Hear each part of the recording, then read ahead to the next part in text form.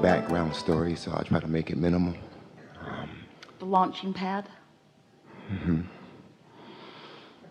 Outside, I met your cameraman, Peter, and he looked at my leg. I ruptured my Achilles about almost 3 months ago. And I told him, I said, it's amazing how one small thing can be a catalyst for so much change in your life. Yeah. I'm a father of 3 beautiful daughters, one 30, and my 2 youngest are 10 and 11 years old. My daughters and my wife are my everything. There's some of your things. They're at the top of the list. Yeah. But I've neglected my own happiness and my own inner being. Everybody does, it's all right. Probably been sleepwalking for 15 years. Doesn't matter. Nope.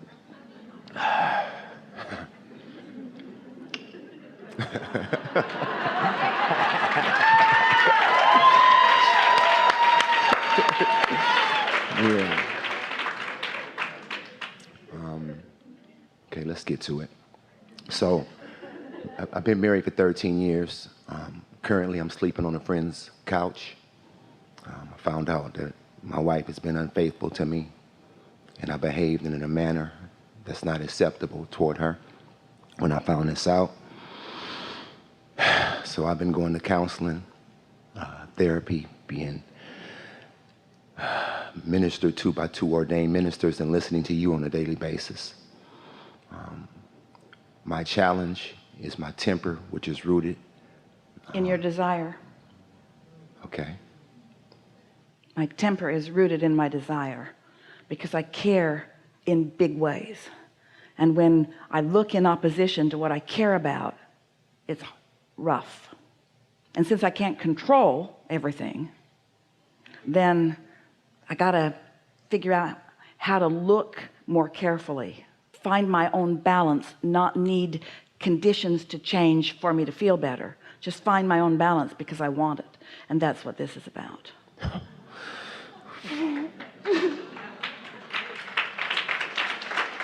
Hard to balance on one foot, isn't it? Oh, man. I mean, just carrying a plate from the kitchen to the living room is like a major strategy challenge. Yeah.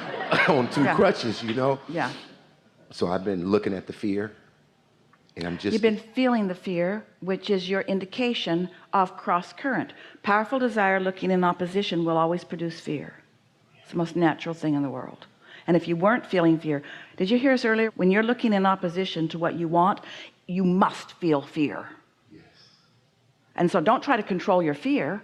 Control the direction you're looking, or try, or meditate until that direction is inactive for a while.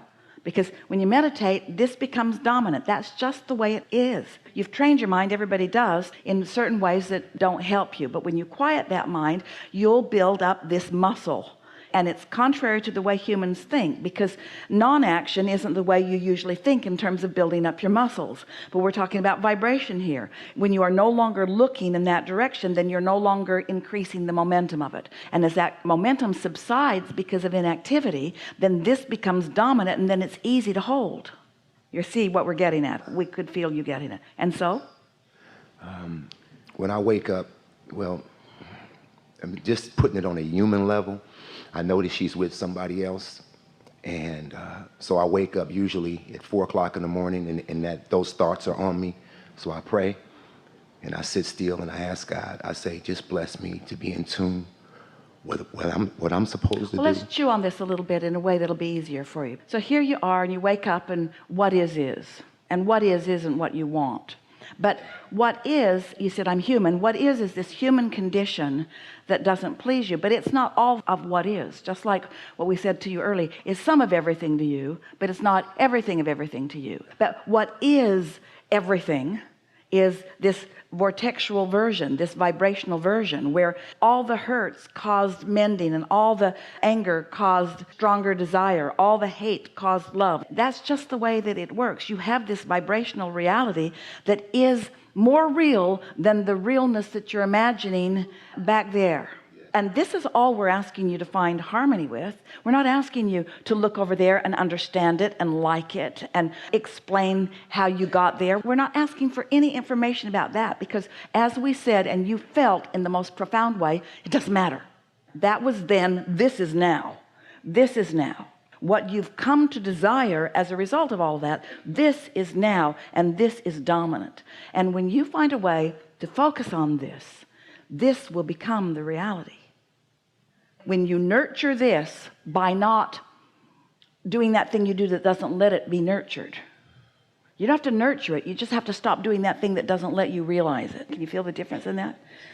Then what happens is it morphs, it becomes, you witness it happening, and it becomes reality. That's how things are created. But you have to, and it's not easy, you have to ignore what you think is, because what you think is isn't. What you think is was. Everything that's manifested is old news. This is where all the action is, and this is where you want to give your attention. And when you pray to what you call God, that's where that consciousness is focused, not over there. Not asking you to forgive yourself. Do you know? To forgive yourself, you got to look back at that and you got to feel bad about it. That's contrary to alignment. You've already done that, and this is here, you see. And so, you can't think your way there, but you cannot think your way there.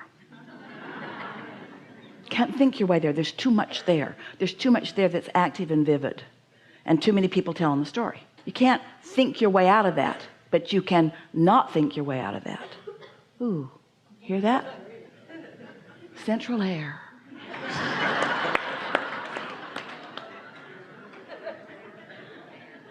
Compelling, isn't it? I understand. You do. I do. Enough? More than enough. Really good. Really good. Really good.